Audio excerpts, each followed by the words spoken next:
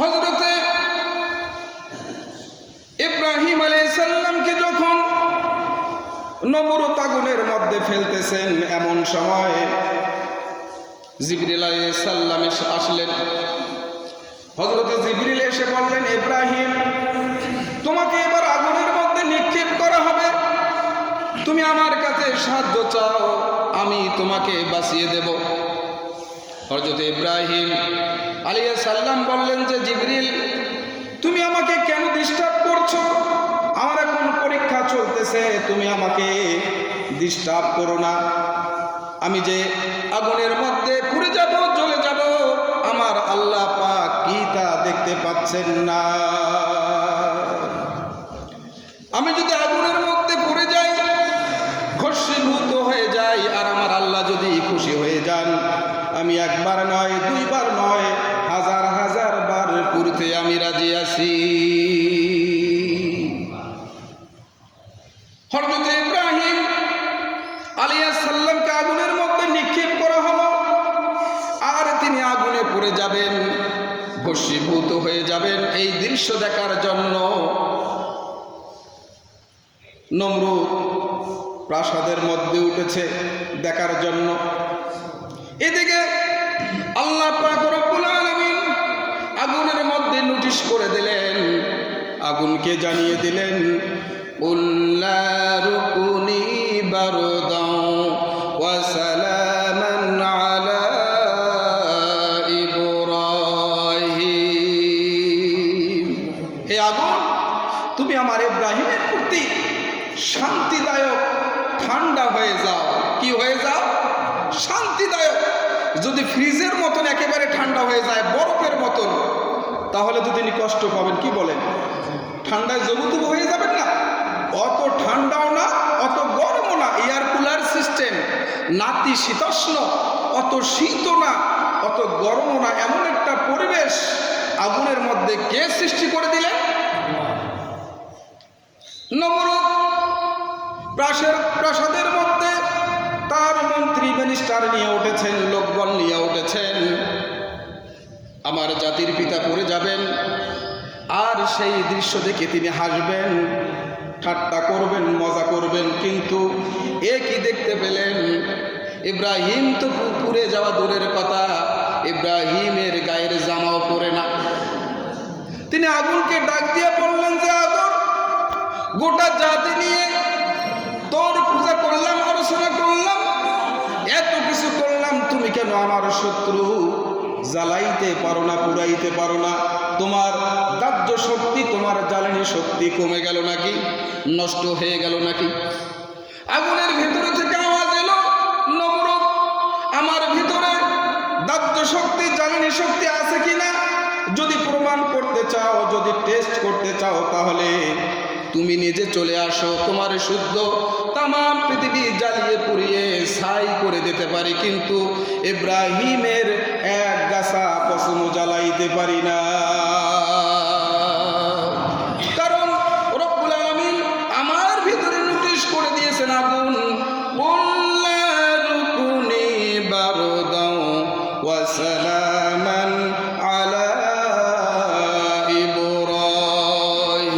ইব্রাহিম। প্রথম পরীক্ষায় তিনি পাশ করেছেন, করেননি?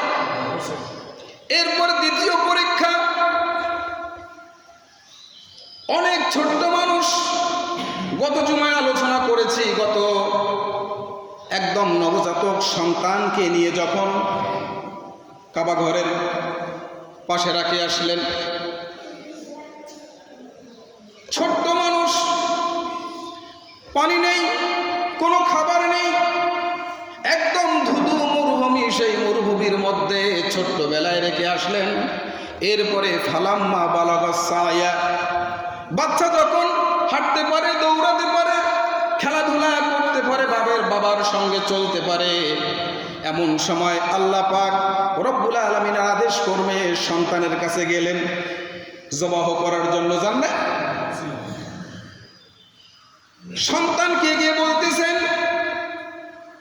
ইয়া বুনাইয়া ইন্নী আরা ফিল মানাম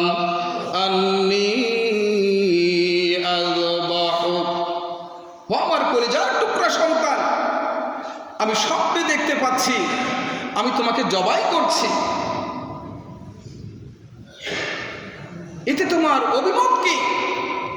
ফাংজুর মাযা তারা, এতে তোমার অভিপ্রায় কি, ইচ্ছা কি, তুমি আমাকে বলো।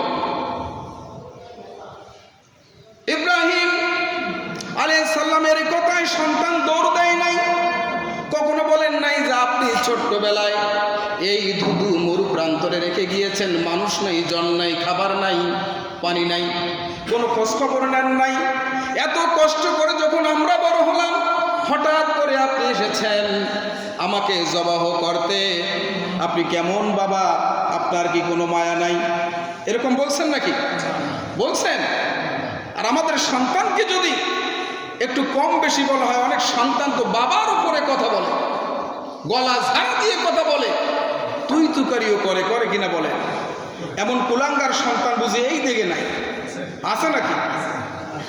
এখান থেকে শিক্ষা নিতে হবে, বাবার সঙ্গে কিরকম আচরণ করতে হবে, পিতামাতার সঙ্গে কিরকম বিনয়ে মিশ্রিত কণ্ঠে কথা বলতে হবে, এখান থেকে শিক্ষা নাও যুবকেরা।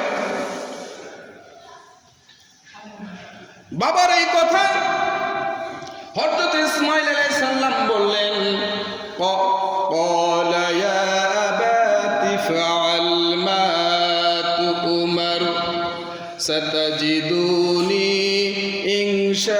ইনশাআল্লাহু মিনাস সাবিরিন।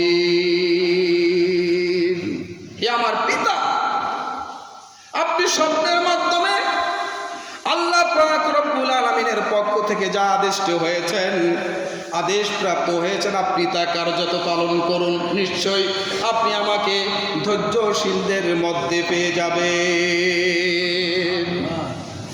আপনি সে আদেশ পালন করুন, আপনি আমাকে ধৈর্যশীলদের মধ্যে পেয়ে যাবেন। কিতাবের মধ্যে এসেছে তিনি যখন জবাই করবেন, হযরত ইসমাঈল আলাইহিস সালাম বাবাকে বললেন যে বাবা, আপনি আমার হাত পা গুলো বেঁধে নেন, কারণ যখন আপনি আমাকে জবাই করবেন আমি হয়তো যন্ত্রণায় ছটফট করব, ছটফট করতে গিয়ে আমার পা গুলি আপনার শরীরে লাগতে পারে, বেয়াদবি হয়ে যেতে পারে। আপনি আপনার হাত দিয়ে মজবুত করে আমার হাত পা গুলো বেঁধে নেন। তিনি বাঁধার জন্য প্রস্তুতি গ্রহণ করেছেন। অমনি সময় আবার বললেন যে বাবা, আমাকে বাঁধার দরকার নাই, আপনি বাঁধা ছাড়াই আমাকে জবাই করেন। হযরত ইব্রাহিম আলাইহিস সালাম বললেন, একবার বাঁধতে বলছো আবার না করছো, কারণ কি? হযরত ইসমাঈল আলাইহিস সালাম বললেন যে বাবা, এজন্যই বাঁধতে বারণ করলাম, কিয়ামতের দিন এরকম প্রশ্ন উঠতে পারে যে আমি আল্লাহ রাস্তায় কোরবানি হতে চাইনি বলে আমার বাবা আমাকে জোর করে হাত পা বেঁধে কোরবানি দিয়েছে। কিয়ামতের দিন যেন এতটুকু প্রশ্ন না ওঠে, আপনি আমাকে বাধা ছাড়াই জবাহ করুন। আমি উত্তম ধৈর্য ধারণ করব, যাতে করে আপনার সঙ্গে কোনো বেয়াদবি হয়ে না যায়। এই যুবকেরা, মৃত্যুর মুহূর্তেও যাতে বাবার সঙ্গে অনিচ্ছাকৃত সত্ত্বে বেয়াদবি না হয়ে যায়, সে কথাটাও শিক্ষা দিয়ে গেলেন। যুবক ভাইয়েরা, পিতামাতা কি জিনিস? হুমা নারুকা হুমা জান্নাতুকা। পিতামাতা তোমার জন্য জান্নাত, পিতামাতা তোমার জন্য জাহান্নাম। কেউ যদি পিতামাতার সঙ্গে সুন্দর আচরণ করে দুনিয়া থেকে যেতে পারে, আল্লাহর জান্নাত তার জন্য অপেক্ষা করছে। আর কেউ যদি পিতামাতার সঙ্গে অসৌজন্যমূলক আচরণ করে, বেয়াদবি করে, তাদের মন নারাজ করে কবরে যায়, যত বড় পীর সাহেব হোক, বুজুর্গ হোক, আল্লাহর জান্নাত তোমার জন্য নয়। বেশি বললাম নাকি? বেশি বললাম? শরীয়তের মধ্যে থেকে পিতামাতা যা বলবে তাই তোমার জন্য পালনীয় আছে। শরীয়ত বহির্ভূত কথা হলে সেটা মানা